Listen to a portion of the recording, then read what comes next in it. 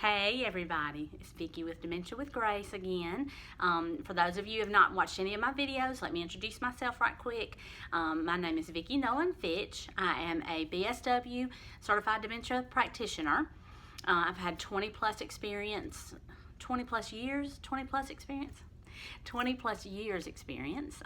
in the dementia arena, working primarily in skilled nursing facilities and now as a consultant with both assisted livings, skilled nursing facilities, families, different arenas like that. This is going to be a series based on a platform of behavior management that I have developed, and the name of that is Dementia with Grace. Today, this video is going to be about the 10 basic things that you need to understand about dementia, and I'm going to try to do it quick, like in the next 10 minutes or 12 minutes or 15 minutes, because I know that time is a commodity for everybody, but especially for dementia caregivers. Time is of the essence, and so I want you to be able to get some quick information from these videos. Some of them will be longer, some will be shorter, but this is a primer. This is the 10 top things that I think you need to know about dementia.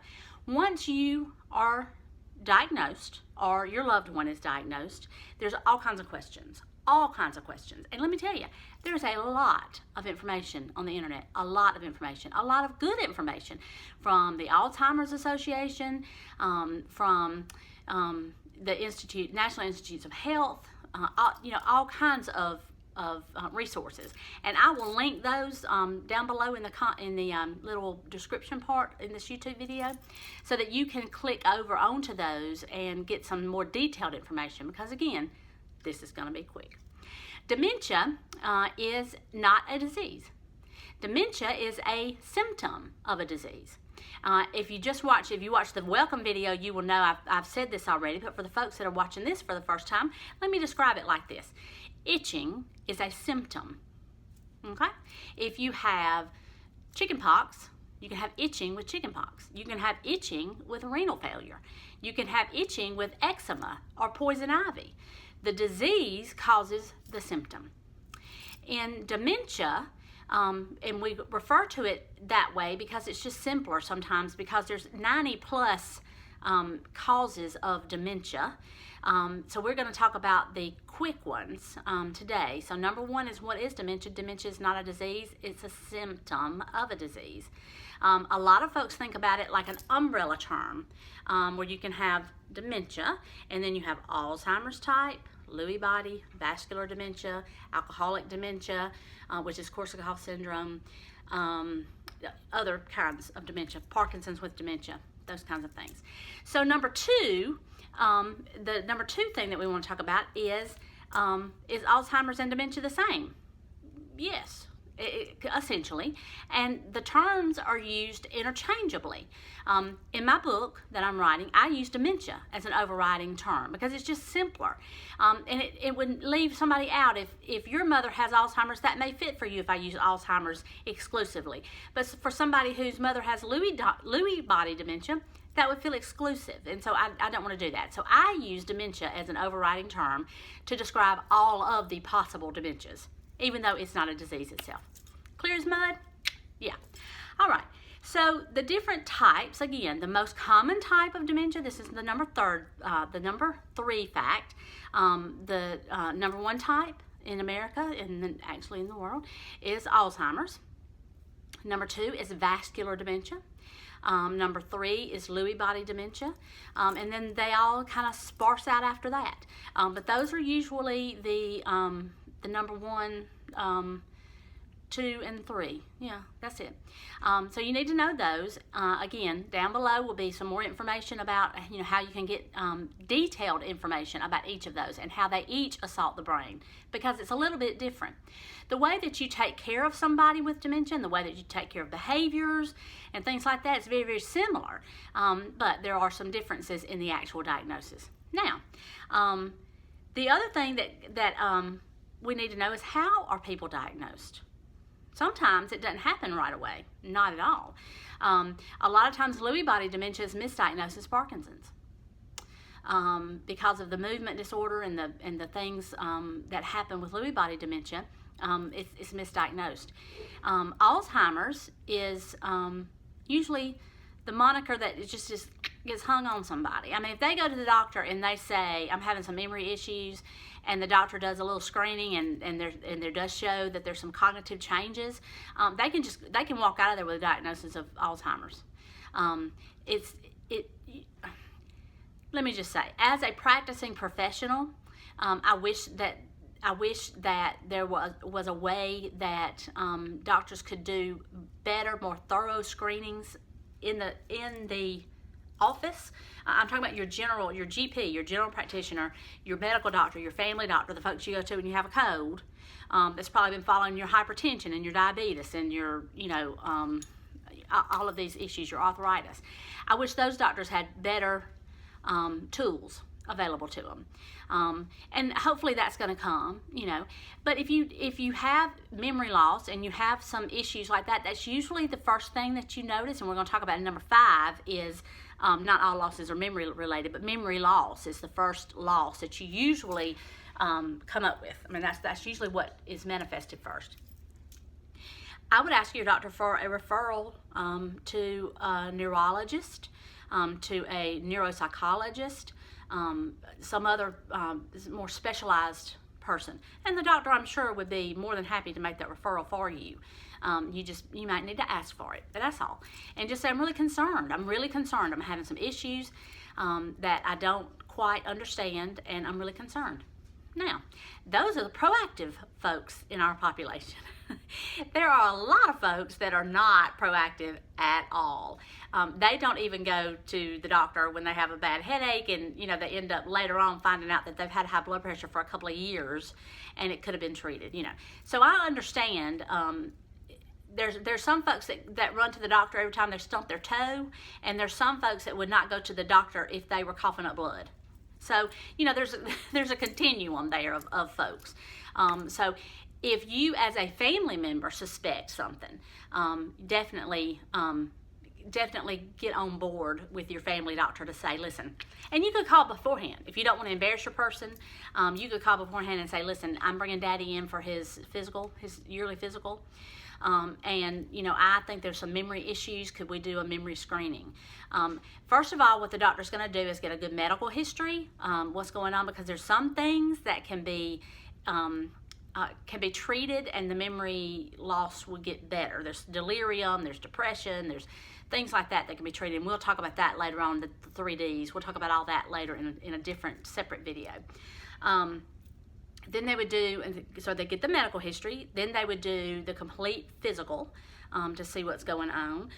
They would check a mental status, and sometimes that is very quick and dirty. I mean, it's count back serial sevens. If they're not really good at math, they may say, can you spell the word world backwards? I'm going to name 3 things: hat, clock, shoe, and name those things. What is this? This is a watch. Here's my watch. What is this? This is a watch. What is this? This is a shoe. Now, what are those 3 things I just asked you for? I mean, it's very, very quick, and either you pass it and you don't have dementia, or you fail it and you do, which is just not ideal. But anyway, I won't go into that.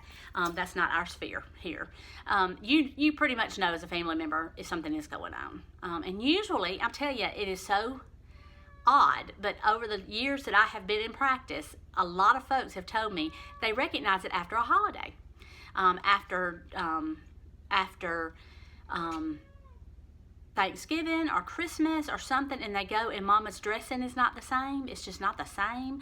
And you get home and you call your sister back and you say, Mama, I don't think she put a dab of salt in that dressing, or I don't think Daddy had ironed his shirt, or it's just crazy things that you just pick up on, that maybe they were very fastidious in the way that they kept themselves, maybe very fastidious in the way they kept their home, their kitchen, their refrigerator, and you just notice there's things different, or something's in the refrigerator that shouldn't have been, like their keys or something.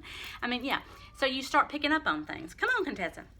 This is my cat, Contessa, and she's wanting to be in the video, so I'm going to let her be in the video. She's a rag doll cat. Can you see her? I think she's jealous of the flamingos behind us. Are you jealous that Mama's talking to somebody else? Huh? You say hello, everybody out there in YouTube land.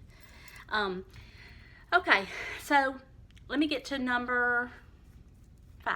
I think we're on number 5. We might be on number 6. I'm not sure. It's in the 10. Not all dementia-related losses are cognitive. A lot of folks think it's just memory loss, and it's so much more than just memory loss. It is absolutely memory loss, but it is also function loss. It's also getting very inflexible. It is being off balance. It is difficulty swallowing, difficulty walking, difficulty talking, especially in the latter stages. We'll go over the stages in a different video. I'm trying to make this very quick. Personality changes are a very big part of it, especially in Lewy-Body and frontal-temporal dementia. That assaults you in the frontal part of your brain, and that is where your personality sits, and your manners and your inhibitions and all of that sit right there. And so if that is assaulted, you could definitely see a personality change. As far as the cognitive goes, not only memory loss, but problem solving, reasoning, safety awareness, insight, all of those things are lost and can be lost in various degrees and various stages over the course of the disease. So it's difficult to pin down. Everybody is different, but every dementia progresses about the same way. Every dementia is progressive. Every dementia will get worse, and every dementia will kill you. And it's all a terminal disease. I'm sorry, but that's the fact of it. And I'm trying to go over the facts with you. A lot of folks wonder and ask me when they find out that I'm a dementia consultant, they want to know, is it hereditary? You know, my mama had it, and her sister had it, and their mama had it, and so am I gonna have it? Let's say, there are genes in some of the diseases that seem to be risk kinds of genes, risk factors. They're not deterministic genes. It does not mean that just because your mama had it, and her mama had it, and her sister had it, that you're gonna have it. It's not a direct correlation. Read more about that. Google that. Read more about that. In the support group that I have, a lady let me know that she had done the 23andMe chromosome DNA testing, and that she had a higher proclivity for it. And apparently that's an FDA-approved screening tool. I don't know that much about it, and I'm not going to speak on things that I don't know that much about. There's a lot of information on the internet, and it's just, I mean, we're smothered in information now. So get online and do that. Contributing factors, number 8, smoking, uncontrolled hypertension, uncontrolled diabetes, head injuries early in life, and you know, if you've had some falls and things like that. If you've had 1 or 2 falls in your life, I mean, you know, don't worry about it. But I mean, if you were a football player and you got a concussion or 2 or 3 or 5 every season, then yeah, you might want to be more attuned to it, I would say. The ways that you protect your heart are the same things that you do to protect your brain. So number 9, protective factors: exercise, a good diet, lay off of the junk food, and again, no smoking. Stay mentally active, protect your head. Those are the kinds of things that you do to help ward it off. But let me say, and I don't mean to be discouraging about it, but I'm talking about facts, okay? If it's headed your way, it's headed your way. I mean, you know, if you are going to get dementia, you can eat right and exercise and do all of those things, and we don't know yet that any of that is preventative. It's not preventative, but it's protective, and that's the difference. That's the difference. Resources, again, I'm going to leave some information down below. Alzheimer's.org is ALZ.org, is the Alzheimer's Association. There's a book, a fabulous book called The 36-Hour Day, which is a book that I recommend to everyone who is first diagnosed or their family member is first diagnosed. It's readily available on Amazon and every bookstore. Get the most up-to-date copy. The copy, I think it was first published back in the 80s, and there's been, you know, several reiterations of it. So get the most recent copy. I think it's 2016. Anyway, go Amazon.com, and they will let you know. where it is. So, okay, so let's do some housekeeping things. Those were my 10. I think that was 10. I will try to, I'm going to try to learn how to overlay these videos and put captions on and things like that. And so I will try to type those down right there, what it was about, and I'll try to learn to look at the dots some more. I'm so sorry. I'm not very good at that, but I will try. If you have found some value in this, please subscribe and let me know in the comment below that you did find this valuable. If you did not find it valuable, also let me know. Listen, you talk too fast, you're too southern, I can't understand you, those flamingos are distracting me, you know, the cat distracted me. Whatever you did not like about this video, please also let me know, because as you are learning about dementia and the Alzheimer's process and all of those diseases, I am learning how to do YouTube and how to share my experience with folks on this platform. If you are looking for more support, if you have stumbled upon this because you have a new diagnosis or your family member has a new diagnosis and you don't know where in the world to turn, come on and join us on my Facebook support group page. It is on Facebook. It's called Dementia with Grace. You can find me across every media platform on Dementia with Grace, on Twitter, Dementia with Grace, Instagram, Dementia with Grace, which has a little tip every day in a little photo format. So that's interesting, I hope. Of course, YouTube here, and then Facebook, Dementia with Grace. I am available for private consulting and speaking engagements and things like that, and my email is down below, Vicky@Dementia with Grace. I'm telling you, it's Dementia with Grace all over the internet. You can find me. I hope you can find me. If you have found value, again, leave the comment and tell somebody. Tell 3 people. Tell 10 people.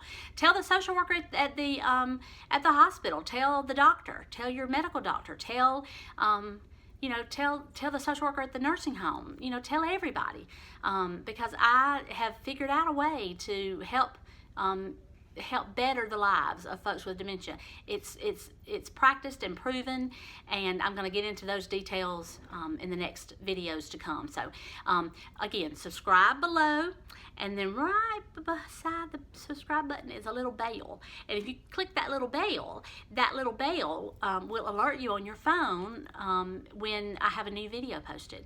I'm going to try to post videos on Tuesdays and Thursdays, so please, if you would, subscribe and let me know and ask me any questions. We have a Facebook Live on Fridays that is on Facebook, so if you are on that support group, please do. That's the only way you're going to get those live. I'll probably post them afterward answering questions, but any of the questions that you leave me below, I will try to be very responsive to those questions, and I will also answer them live on Fridays. Okay? All right. I thank you so much for your time. I know that you could have spent this 18 minutes and 7 seconds doing something else, and I appreciate the time you spent with me. I really do. And I guess I will see you next time. Thank you so much. Y'all take care. Bye.